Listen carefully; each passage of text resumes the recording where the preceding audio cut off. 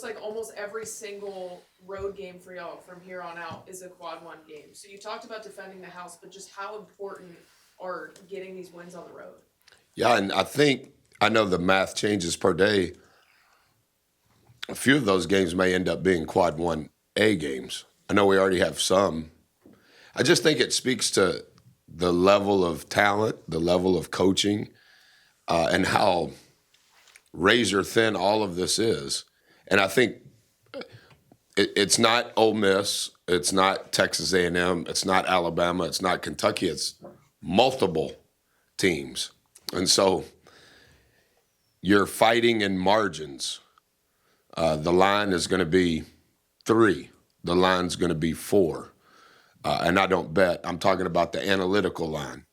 And so where can you save a possession? Where can you get a possession? Where can you buy a possession? And what we've tried to do, our staff's doing a really good job of trying to continue to teach in that group. Like we got 3 free throw blockouts on Saturday. 2 of those 3 turned into points. Well, in a 66 possession game, when you can get another possession without the clock starting, that's like manna from heaven. But that's what you're fighting. And so that's what I anticipate tomorrow will be. It'll be a quad 1A game before the season's over. I mean, they're 1 possession away from being in first place, and that was in overtime against their rival on the road. And so, again, that's the game they just played. And so I hope that that's the game we play tomorrow. What do they do as you scout? What do they do well? Yeah, good question. A few things. I'll mix and match the offense and the defense. Their defense is top 25 in the country. Their offense in the half court is top 25 in the country. They're 3rd in the nation in not turning the ball over. And they're top 20 in the country in creating turnovers. And so the math of how they play is very fundamentally sound, and the math is always tilted in their direction. Like they started from behind in Starkville, but because of the math of how they play and how efficient they are when they have the ball and how inefficient they hope to make you when you have the ball. And I really like their team. A lot of those guys you already know, but those new players that they've added, in addition to the experience and the talent of those that are returning, like just talking about some of the stuff that we study, not their stats, they're among the more talented teams in the country. They just don't get the notoriety that some of these other teams do, because a lot of these guys have worked to get to this point when they're in their 3rd and 4th and 5th year, and their skill is continuing to emerge, as opposed to maybe sometimes talent is anointed early. These are the guys that have kind of worked their way to where they are. I'm going to play 9 players, and all 9 players are high major plus guys. And, I mean, they're ahead of us in everything. Ken Palm, the net, the league race, really, really good players. Final Four head coach, really strong staff. A lot of wins on that staff as head coaches, not just Coach Beard, but on his staff. The last 7 teams that you played lost the next game. Yeah, I know there's a lot that goes into that. Is there anything that you can take from what it's like playing A&M? Yeah, I don't know. So this is probably a roundabout way of answering your question. So I'm not really good with my phone, and I don't get on the internet during the season. So everything is old style. And so I have every box score of each weekend game, each weekday game, just in groups and piles. And one thing that I've noticed, I think it's probably centric to me, is, I only really learn about Ole Miss and their success after LSU. But when I begin to have those meetings Sunday morning with each component of how we do it, they rattle all of that off, and I'm like, oh man, who is that? Where'd that come from? I didn't even know he was on the team, because it's just been so long and I've covered so much content prior to that. But one thing after we play them, just because of the routine, I seem to, because I'm more aware, I follow them a little bit more, particularly the mirror teams, because I know they're coming back around. I always look at the rebounding numbers versus us,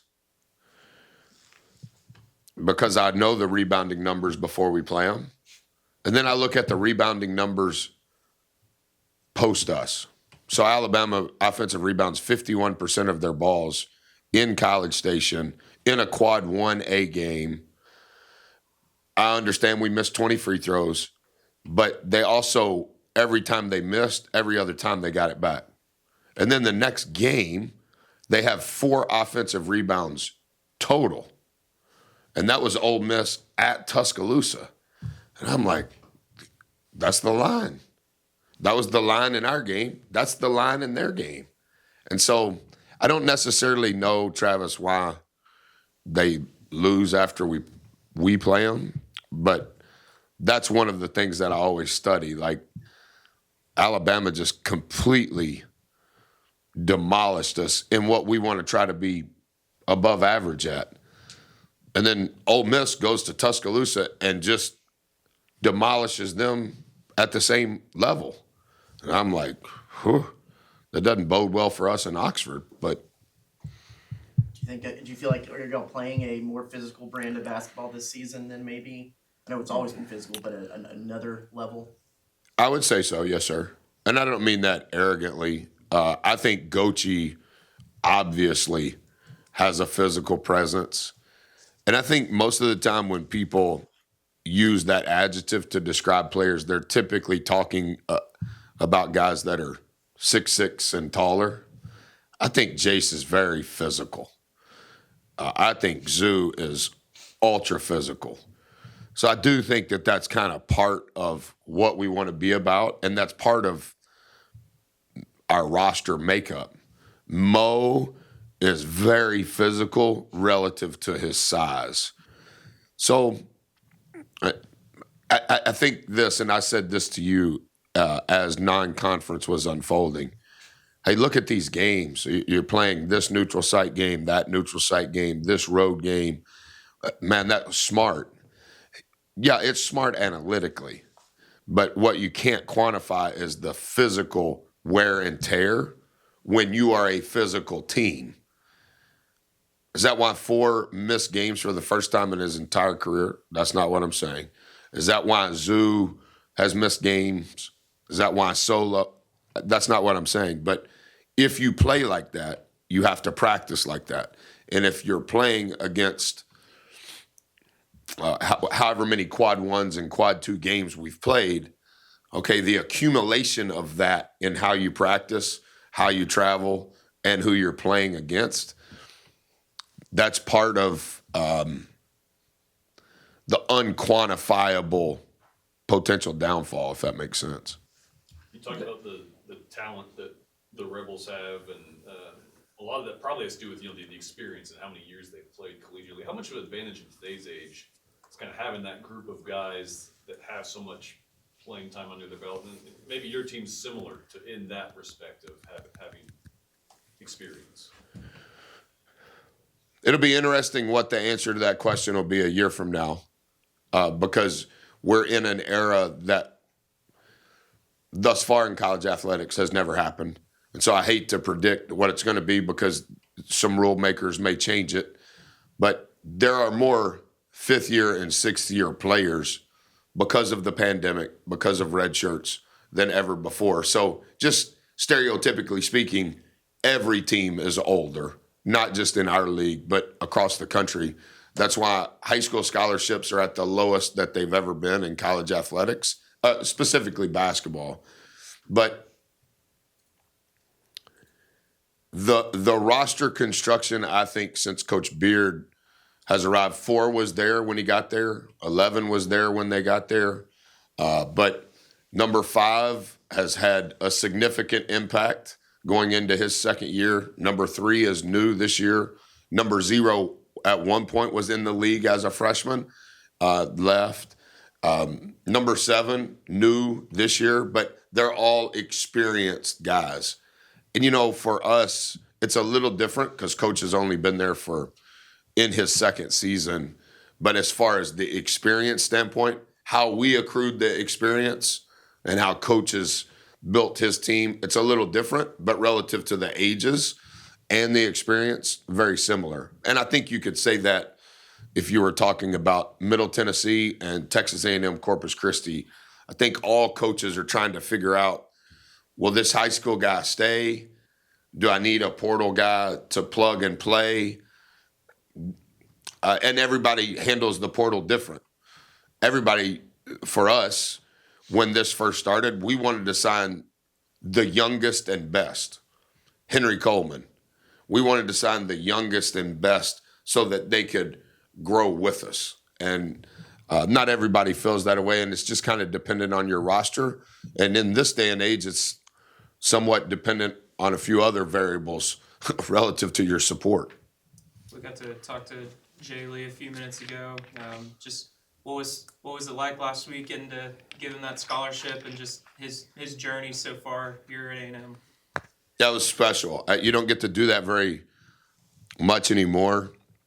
Actually, according to potentially how things are going to play out, it'll never happen again. There are no more walk-ons. There is no more 12th man.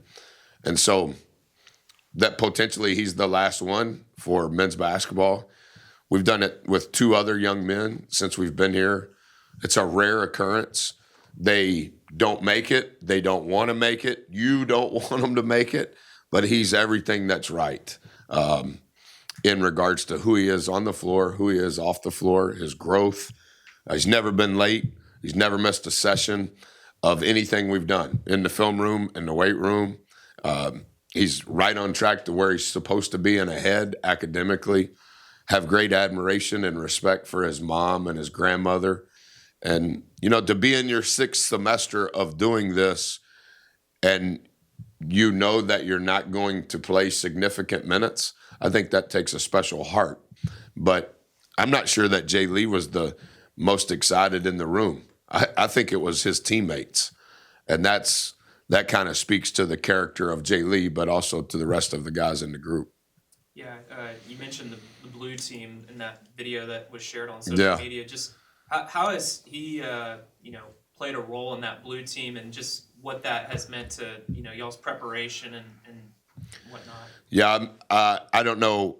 Again, I don't look at social media during this season, but I remember mentioning bits and pieces of the blue team, and I try not to mention it publicly because I think it's become a critical part of our program, and I don't ever want to say it in a negative connotation by the kids that are on the blue team.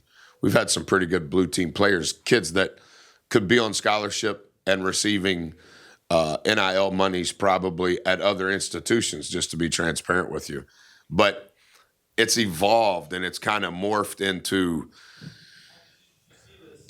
how the blue team practices, when we practice and the blue team's with us, what they do in practice, what their schedule is relative to skill instruction.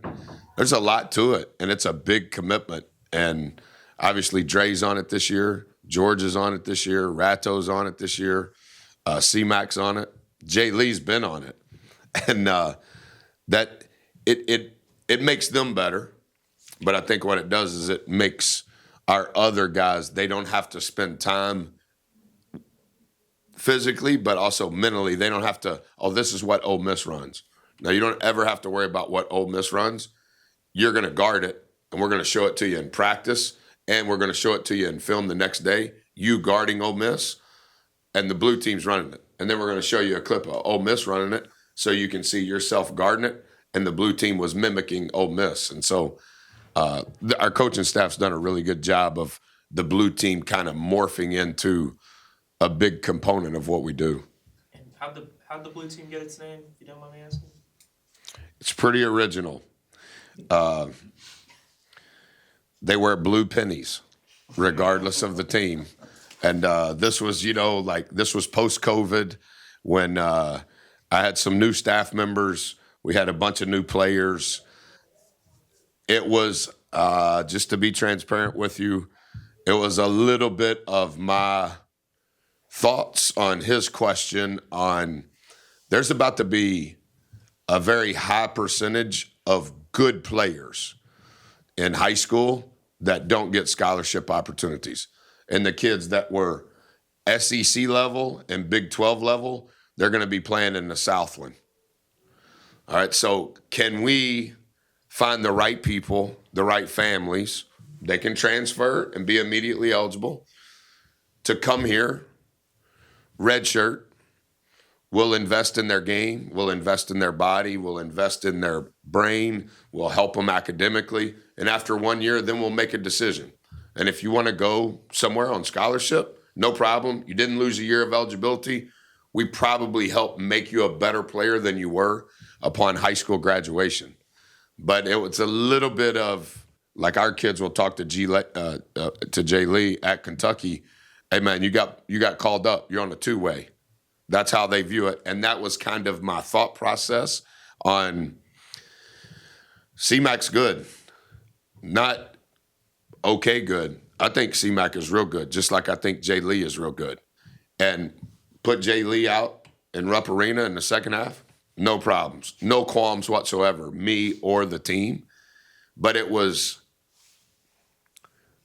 my bet, so to say, on Jay Lee 10 years ago would have been recruited to Texas A&M. Instead, he's recruited at a lower level.